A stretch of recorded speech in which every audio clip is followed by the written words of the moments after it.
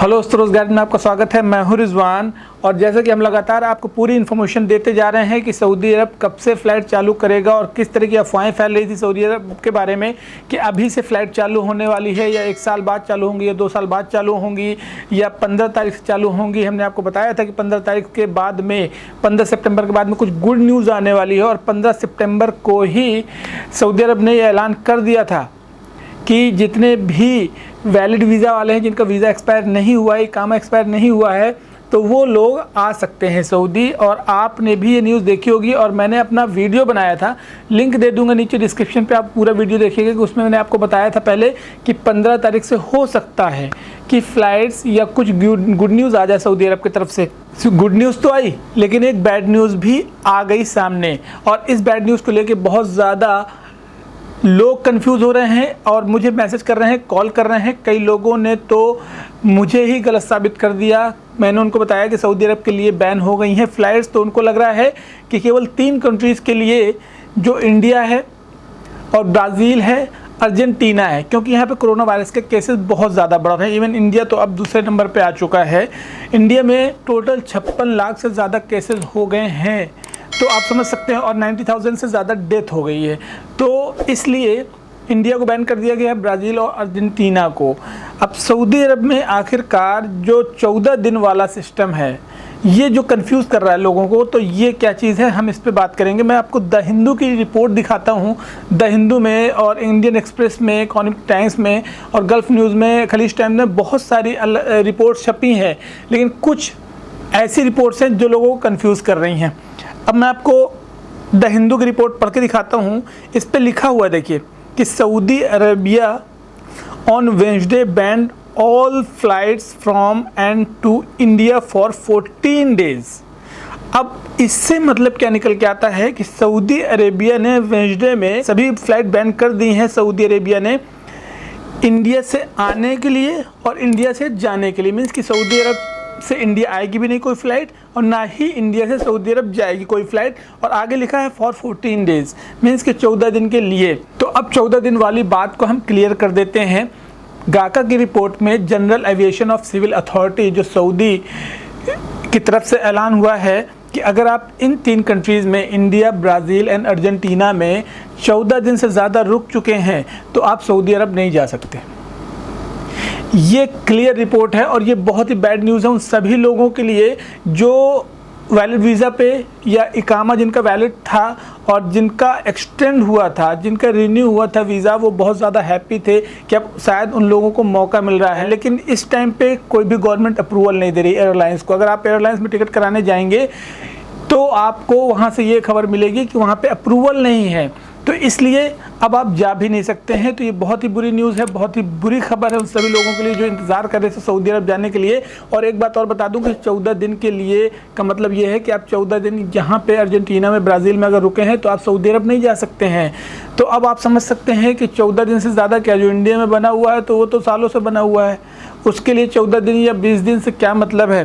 तो इसका मतलब आप नहीं जा सकते हैं। हालांकि पाकिस्तान के लिए नहीं बैन हुआ है, यहाँ पे कोरोना वायरस के इतने ज़्यादा केसेस आ चुके हैं और जबकि इतनी एहतियात बरतने के बाद में पाकिस्तान ने एहतियात नहीं बरती, फिर भी उसके यहाँ पे कोरोना वायरस इतने ज़्यादा नहीं है और पाकिस्तान को परमिशन है कि पाकिस्तान वहाँ पे जा सकता है। और ये ऐलान कब तक के लिए है ये भी अभी कुछ नहीं बताई गई हैं चीज़ें, क्योंकि इसके पहले भी सऊदी अरब ने कुछ ऐसे ऐलान किए थे कि जब तक कोरोना वायरस की वैक्सीन नहीं बन जाएगी तब तक हम ऐलान नहीं करेंगे कि वहाँ पे वापस की जाए, फ़्लाइट सारी चालू की जाए।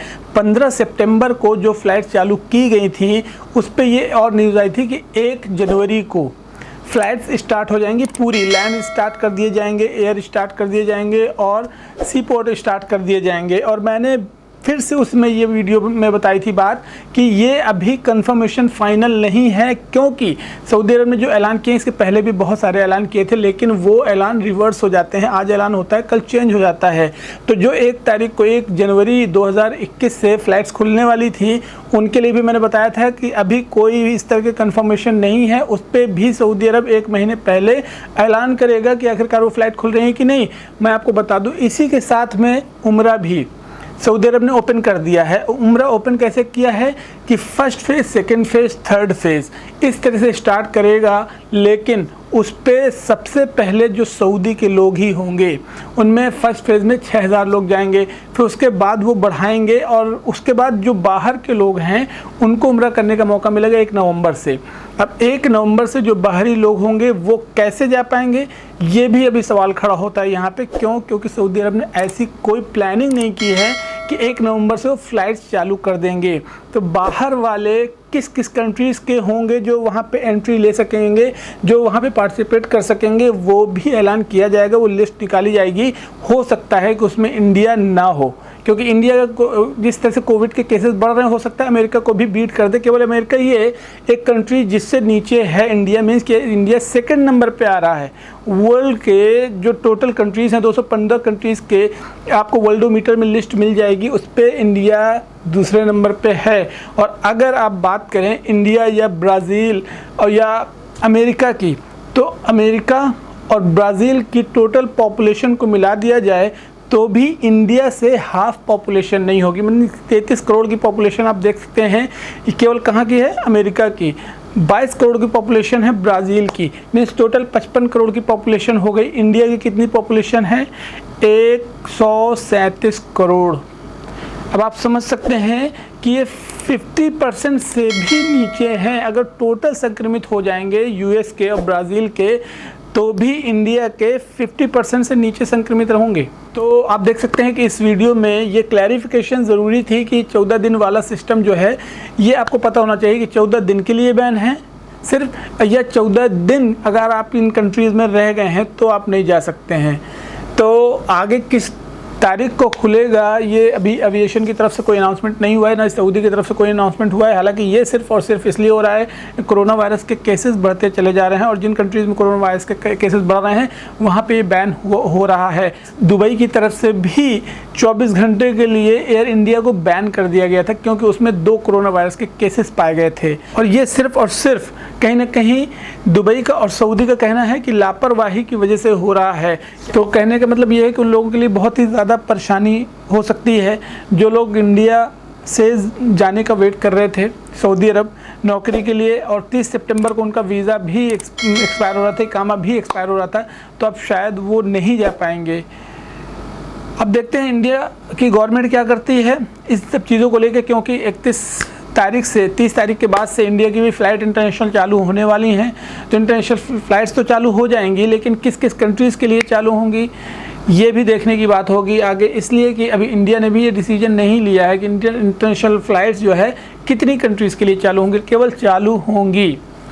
तो आगे की जो भी प्लानिंग होगी, आगे के जो भी शेड्यूल होंगे फ़्लाइट के, हम आपको रोज़गार हिंद के माध्यम से पहुंचाते रहेंगे खबर। वीडियो को शेयर करना ना भूलें और चैनल को सब्सक्राइब कर लें अगर आप हमारे चैनल में नए हैं। लाइक कर दें वीडियो को, और चलिए मिलते हैं आपको अगली वीडियो में। तब तक के लिए ध्यान रखिए अपना, टेक केयर, जय हिंद।